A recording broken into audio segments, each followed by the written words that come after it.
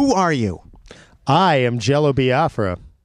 Jello Biafra, is it true you once judged a bikini contest in an Elks Lodge? Where did you hear that one from? It was like in Colorado, Jello Biafra, an Elks Lodge, bikinis? What are you doing? I think what I need to do was what they put on the old 9 Inch Nails site, top 10 rumors about Trent Reznor and all. That one I've never heard before. Have you ever been in any Elks Lodge in Colorado? I have never been in any Elks Lodge, period, but a good friend of mine I grew up with and the only other Stooges fan in my high school, Sam Turner, his father made his living sharking respectable citizens at cards at the local Elks Club. They tried to figure out ways to expel him or at least get him to cut his hair or even sneak up behind him and cut it off from time to time.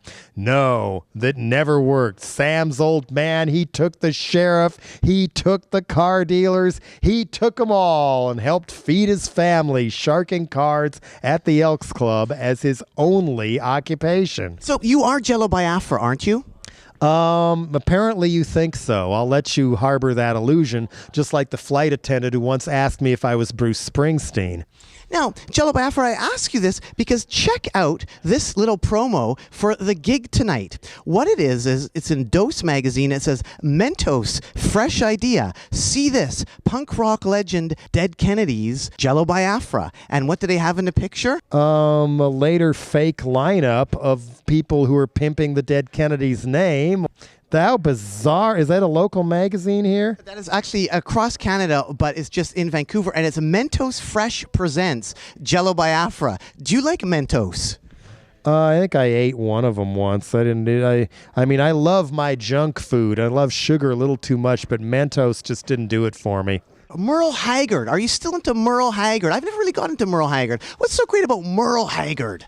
Oh, because Merle's a great country songwriter, and at one point he had some very interesting songs that were embraced by the right wing, although he, in the 60s and 70s, although I'm not sure he quite intended them that way. But then in more recent years, after Anti, that branch of the Epitaph Empire of all people, signed Merle Haggard, and he began giving these interviews where he attacked the drug war, he attacked NAFTA, he attacked all kinds of inequality and things that he saw as somebody who grew up poor and had sympathies with working Americans, which was always his vision and his shtick. At the same time, he even said that I had more rights in the early 60s when I was in prison than the average American has today. And coming from somebody like Merle Haggard, I think that's very interesting. Jello Biafra, I was also curious about photo ops. I'm fascinated when you tell stories about Bush landing on the aircraft carrier and the aircraft carrier actually being in San Diego, or him holding a fake chicken. Is this true? Can you explain this quickly, just a bit about those two photo ops or any others you might know about? Bush's infamous Mission Accomplished speech took place not in the Middle East, where a lot of people thought it was, but on an aircraft carrier off the coast of San Diego that steamed around in circles for 23 hours until Bush's handlers decided the lighting was just right. Stuff like that. They always stage manage things like that. They're very good at it. And him delivering a big chicken, it was a plastic chicken to the troops? Well, that was when he paid a surprise visit to Iraq, and there it is on the evening news, a grinning Bush bringing a great big Thanksgiving turkey to the troops in Iraq. And not only does he not really support the troops when he keeps cutting veterans benefits and everything, but the turkey wasn't even real. It was a shiny turkey made out of rubber. Here, I'm supporting the troops. See me in the photo op, but you can't have any because it's not even a real turkey. Gotcha again.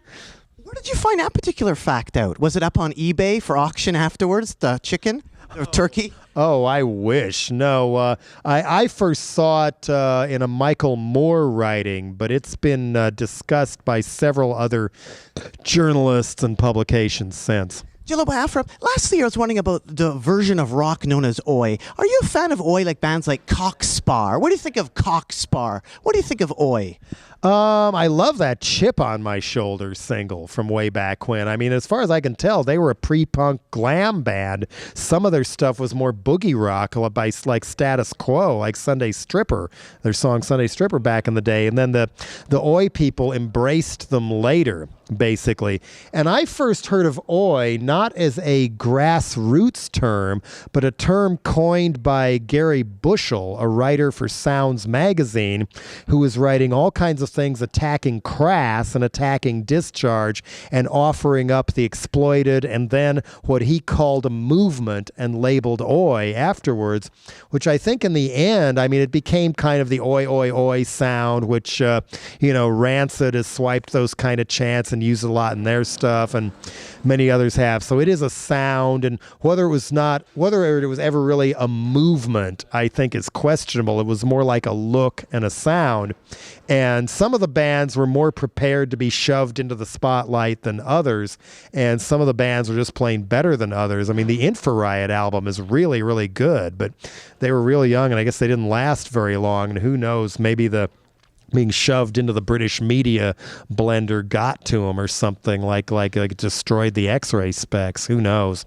So very mixed feelings. I mean, I think some people play the music really well. And one time I saw the Dropkick Murphys, and it seemed like they were better at it than any of the bands back in the day. They just kind of gleaned what they took from them, just slicking it up, and they had it down. Jello Biafra, tonight there was a guy with a cell phone, and the whole routine did with him almost looked pre-planned and pre-planted, but it was like this totally spontaneous. How do you deal with people, perhaps, that might be disruptive to your show and turn it to your advantage? Somebody told me if something goes wrong, get naked. I've only done that at 4 shows way back when I didn't wear strong enough pants and people tore it off me.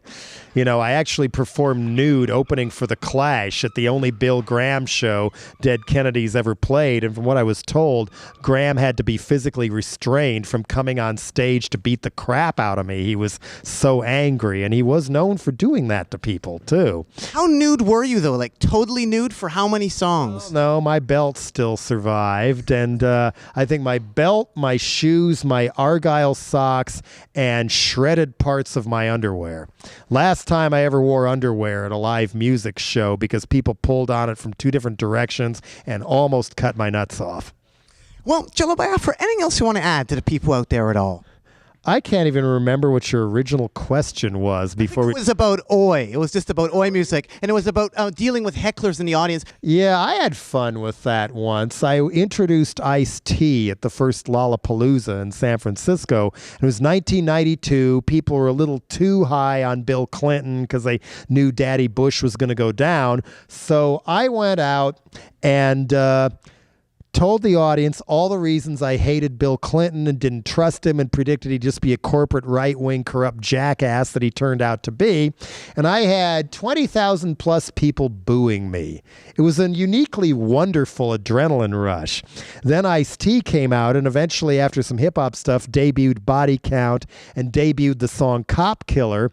And I never thought I'd see the day when 20,000 straight white concert goers in their white T-shirts and their shorts were all chanting "fuck the police" at once.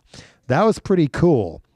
And that was over a year before the LAPD went after Ice-T for Cop Killer. They just sat on it and waited until they needed a target to detract attention from something horrible that they had done, namely causing the Rodney King riots. Have you thought about going on the Jon Stewart show? Have you been approached to go on that? And do you remember him kind of I remember him going, "Come on, Jell-O." What do you think about Jon Stewart? Was he just joking there? He might have been serious because I didn't do very well on Politically Incorrect. I woke up real sick that day, and to compensate like an idiot, I drank coffee right before I went on the air, and it went straight to my nerves, and I clammed up when I should have been talking, and Stewart was trying to bring me to life, and I think he was actually trying to help at that point because I just didn't do what people at the show and even myself were expecting me to do, because there's also an anti-abortion lunatic on there as well, and I didn't really do to him what I should have done to him and whatnot. So Oh, well, I mean, Stewart has never asked me on his show, and Bill Maher has never asked me back on any of his things, and maybe because it was just I didn't quite do as good a job as I could have done. Although the interesting thing about meeting Jon Stewart was he came up to me in the dressing room beforehand, and I didn't even know who he was. I'd never seen his show or anything. He said, "Oh yeah, I saw Dead Kennedys at City Gardens in Trenton once. I was the bartender." Interesting. Yeah, how weird a connection is that? Now I've seen The Daily Show, and I think he's absolutely brilliant, and I'm really thankful you can still get away with pulling stunts like that on television. Well, thanks so much, Jello Biafra. Why should people care about Jello Biafra? Maybe you could answer that question better than I could. Okay, you tell me. Why should people care about Jello Biafra? Because doot-doodaloot-doo. Quack, quack.